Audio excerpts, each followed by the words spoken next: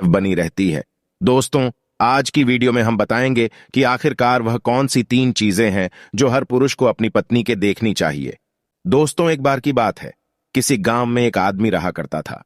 दोस्तों, वह आदमी अपनी पत्नी से बहुत परेशान था, क्योंकि उसकी पत्नी अपने पति से बात बात पर लड़ाई झगड़ा करती थी। उसके घर में एकदम कंगाली छा गई थी। खाने के लिए घर में ना ही कोई दाने थे, ना ही पीने के लिए पानी और ना ही पहनने के लिए वस्त्र। दोस्तों, रोज रोज के इस कलेश से वह पुरुष अपनी पत्नी से परेशान हो गया था। दोस्तों, एक दिन की बात है, वह आदमी अपने घर से जंगल की तरफ निकल जाता है। दोस्तों, जंगल में जाते जाते उस आदमी को एक साधु से मुलाकात होती है। तब वह आदमी उस साधु के पास बैठ जाता है और वहां पर बैठकर रोने लगता है। दोस्तों, वह साधु उस आदमी को पूछते हैं कि पुत्र, आखिर तुम्हें हुआ क्या है? तुम क्यों रो रहे हो? तब वह आदमी उस साधु को बताता है कि महाराज, मेरे घर में मेरे पत्नी और मेरे 2 छोटे छोटे बच्चे हैं। मेरी पत्नी मेरी कोई भी बात नहीं मानती है, बात बात पर मुझसे लड़ाई झगड़ा करती है, जिसकी वजह से मेरा एक छोटा सा बिजनेस था, वह भी बंद हो गया।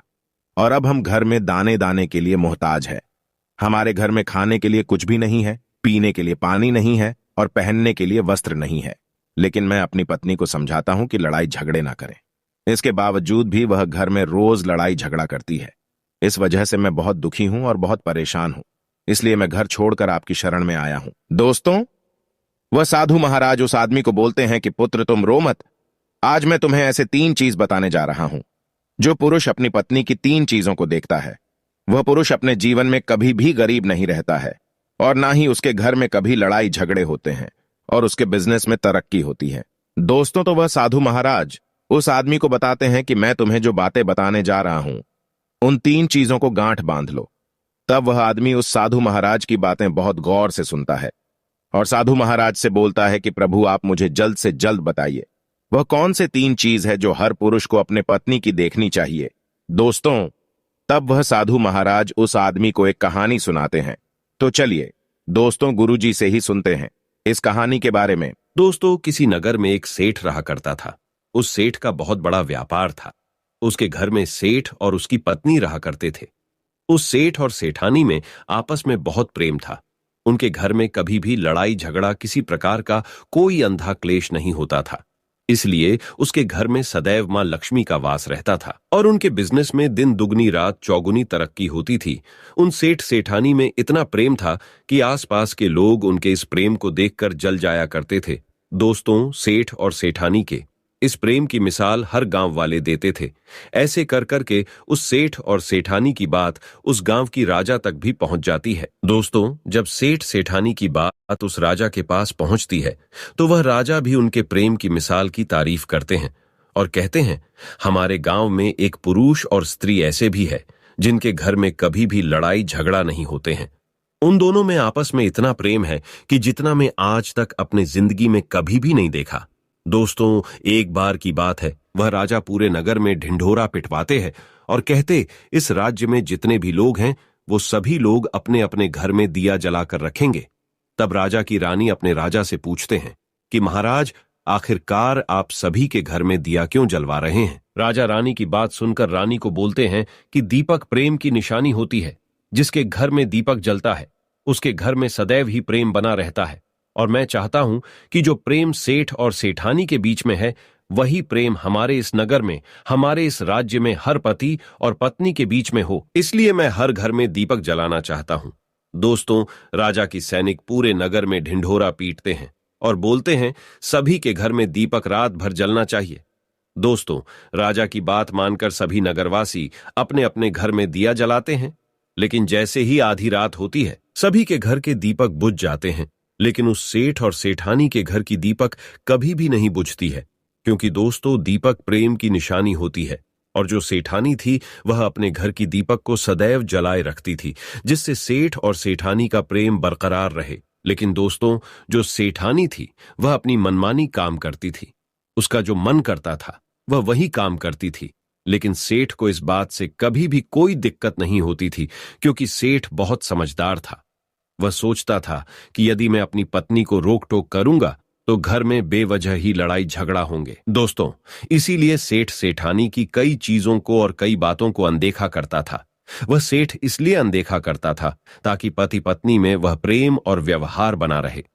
एक दिन की बात है दोस्तों, राजा और रानी अपने छत के ऊपर खड़े होकर अपने नगर का नजारा देख रहे थे और वह राजा और रानी देखते हैं कि उनके पूरे राज्य में अंधेरा था, लेकिन सिर्फ एक सेठ और सेठानी का ही गांव का घर था जहां दीपक जल रहा था। दोस्तों, तब राजा रानी से बोलता है कि देखो सेठ और सेठानी में कितना प्रेम है। सभी के घरों का दीपक बुझ गया है, लेकिन सेठ और सेठानी के घर का दीपक अभी भी जल रहा है। इसका मतलब यह है कि इस सेठ और सेठानी में बहुत ही ज्यादा प्रेम है। तब रानी अपनी राजा से बोलती है कि महाराज, सेठ और सेठानी में जो भी प्रेम है वो इसलिए है क्योंकि सेठानी समझदार है, इसलिए सेठ के घर में प्रेम है। दोस्तों, जब राजा रानी की बात सुनता है तब राजा बोलता है कि नहीं महारानी, यहां पर सेठ ज्यादा समझदार है, इसलिए उनके घर में कभी भी लड़ाई झगड़ा नहीं होती है। दोस्तों, रानी बोलती है कि सेठानी समझदार है। राजा बोलते हैं कि नहीं, सेठ समझदार है। दोस्तों, सेठ और सेठानी की बात को लेकर राजा और रानी में बहस होने लगा। तब राजा बोलता है कि देखो, हमें बहस करने की जरूरत नहीं है, क्यों ना हम दोनों उनका एक परीक्षा ले, परीक्षा में जो पास होगा वही समझदार होगा। राजा और रानी अपने बात से सहमत हो गए और उन दोनों की परीक्षा के लिए तैयार हो जाती है। दोस्तों, तब राजा अपने महल में जाता है और अपनी दासी को बुलाता है और वह अपने दासी से बोलता है, उस सेठ के पास जाओ और जो जो प्रश्न मैं तुमसे बोल रहा हूं वह तुम सेठ को बोलना। वह दासी बोलती है, ठीक है महाराज। फिर वह दासी राजा की बात सुनकर सेठ के पास जाती है। उसी समय ही सेठ की पत्नी बाजार गई थी कुछ सामान लेने के लिए। दोस्तों, तो वह राजा की दासी सेठ से बोलती है कि सेठ जी, मैं राजमहल से आई हूं, राजा साहब ने मुझे भेजा है। दोस्तों, वह सेठ उस दासी को बोलता है कि बताइए, मैं आपकी क्या सेवा कर सकता हूं, आप बैठिए, मैं आपके लिए पानी लेकर आता हूं।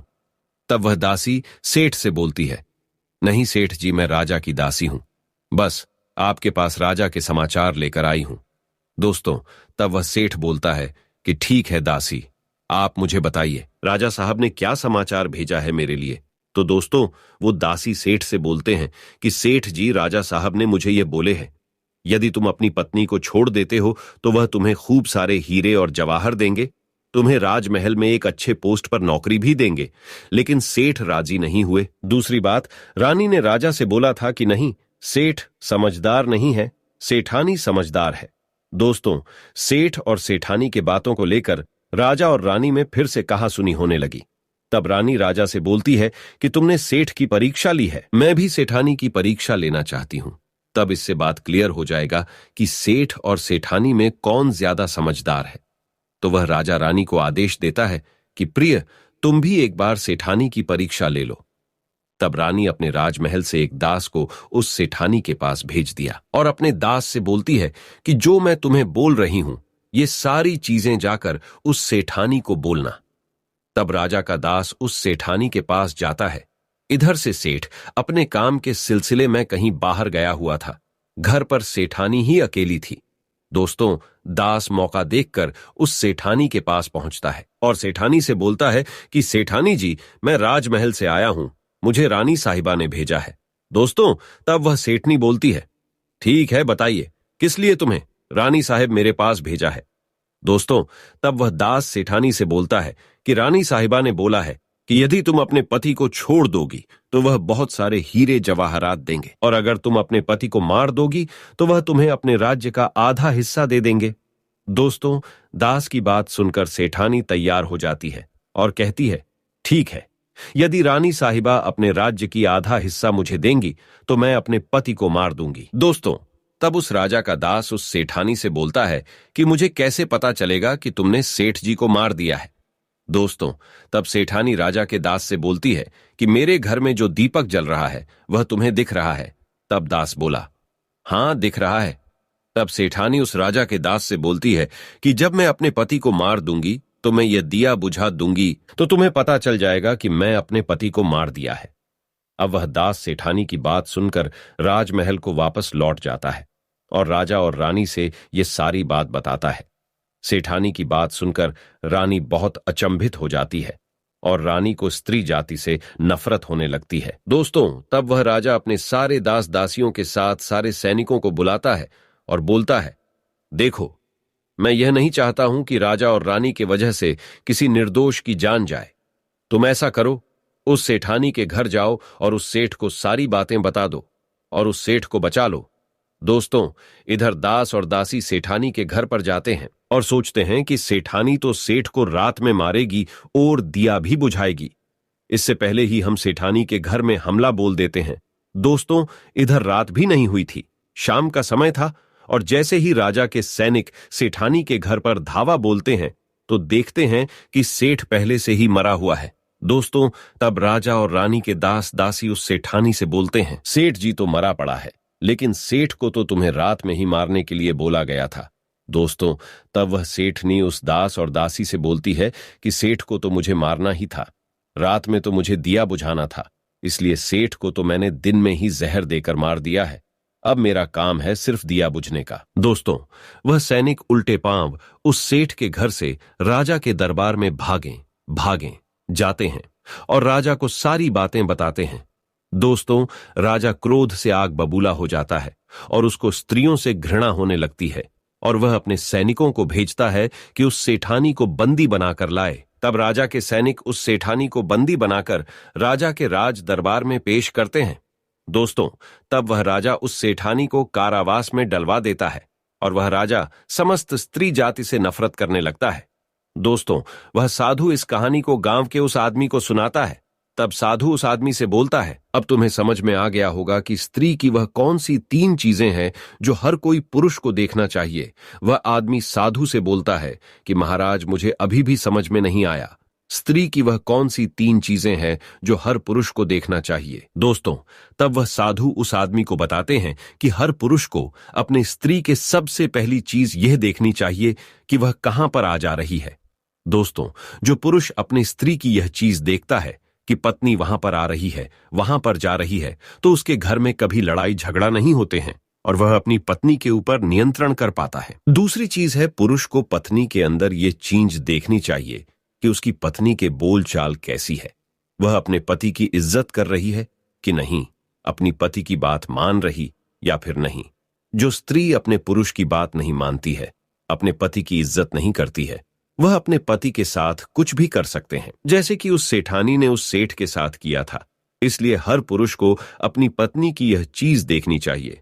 तीसरी चीज, वह साधु उस आदमी को बताता है कि हर पुरुष को पत्नी के चाल चलन जरूर देखना चाहिए। दोस्तों, जो पुरुष अपने पत्नी के चाल चलन देखता है और उसके चाल चलन पर उससे ज्यादा प्रेम नहीं करता है, उसको अपने कंट्रोल में करके रखता है, तो उसके घर में लड़ाई झगड़ा कभी भी नहीं होते।